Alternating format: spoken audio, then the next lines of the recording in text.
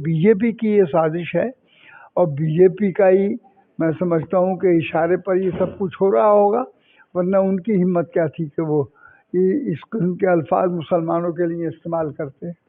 मिलकर सब लड़ाई, जैसे संगठन एक बना है, बहरहाल वो अपनी बात संगठन के अंदर रखें, साथ मिलकर लड़ें तो बेहतर होगा। मैं उनको भी सभी ये मौदबाना गुजारिश करूंगा। इस वक्त हमारे साथ में बातचीत करने के लिए मौजूद हैं समाजवादी पार्टी के सीनियर लीडर, संभल से समाजवादी पार्टी से सांसद डॉक्टर शफीकुर रहमान बर्क साहब।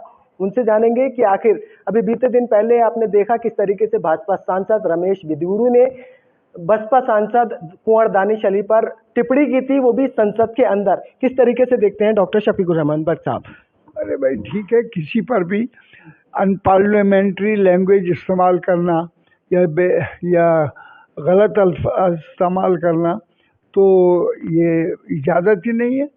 यहाँ तक कि अगर कभी कोई स्पीच में अपनी किसी के मुताल्लिक कोई लफ्ज़ भी निकल जाता है अनपार्लियामेंट्री, तो स्पीकर साहब उसको भी उसमें से निकलवा देते हैं।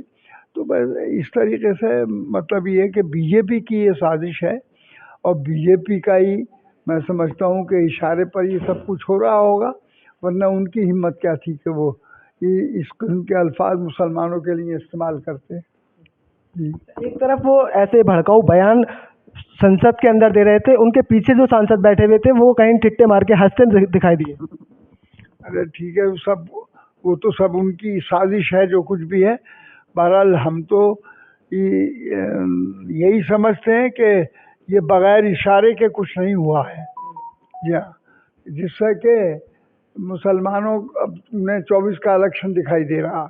उस 24 के इलेक्शन की तैयारी में वो हर मैदान में कहीं कुछ न कुछ तब्दीलियां लाने के लिए कि और अपना रुतबा बताने के लिए बहरहाल ये कार्रवाई कर रहे हैं और ये, लेकिन ये मुनासिब नहीं है कार्रवाई।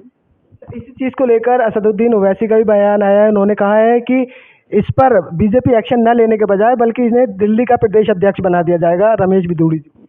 ठीक है, ये उनकी राय, मैं उस राय में क्या दखल दूँ। मैं ये भदौड़ी या जितने भी हैं ये तो बीजेपी के सुतून हैं, समझ गए ना। अब बीजेपी की जो पॉलिसी होती है उस पॉलिसी पर ये लोग अमल करते हैं, उसी हिसाब से मैं समझता हूँ ये बीजेपी की पॉलिसी के तहत ही सब हुआ है। सिखा रही है इस तरीके के बयान देना।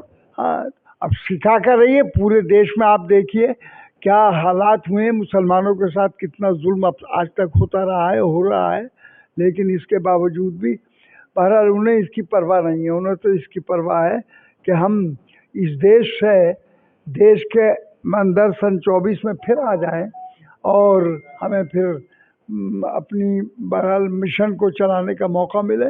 लेकिन मैं समझता हूँ कि इंशाअल्लाह हम अपोजिशन की शक्ल में जिस सूरत में इकट्ठे हुए हैं वो कल हमें देश हमारा साथ देगा। काफ़ी पार्टियां, 26 से ज़्यादा पार्टियों ने तो इंडिया के नाम से पार्टी बनाई थी, जिसको पता नहीं क्यों परेशानी है बीजेपी को, इनका नाम इंडिया क्यों रखा गया। भाई इंडिया भी हिंदुस्तानी है और क्या चीज़ है।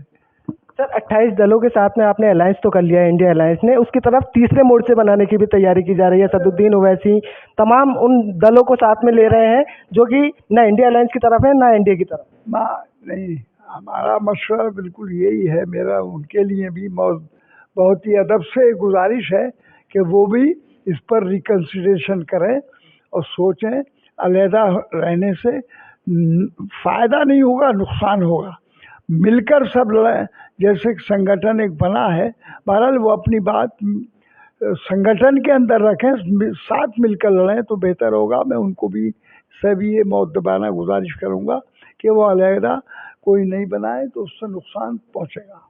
सर आप असदुद्दीन ओवैसी साहब से तो गुजारिश कर रहे हैं कि आपने इंडिया अलायंस के दलों के से ये गुजारिश की है कि उन दलों को भी साथ लिया जाए जो कि अभी तक इंडिया अलायंस में शामिल नहीं है।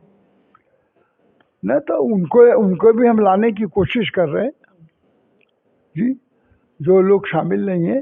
अभी हमारी कोशिश जारी है कि वो भी हमारे साथ आ जाएं और ये जो लोग अलहदा यानी कोई मोर्चा बनाना चाहते हैं, उस मोर्चे से उनको फ़ायदा नहीं पहुंचेगा, से कहीं ना कहीं नुकसान होगा।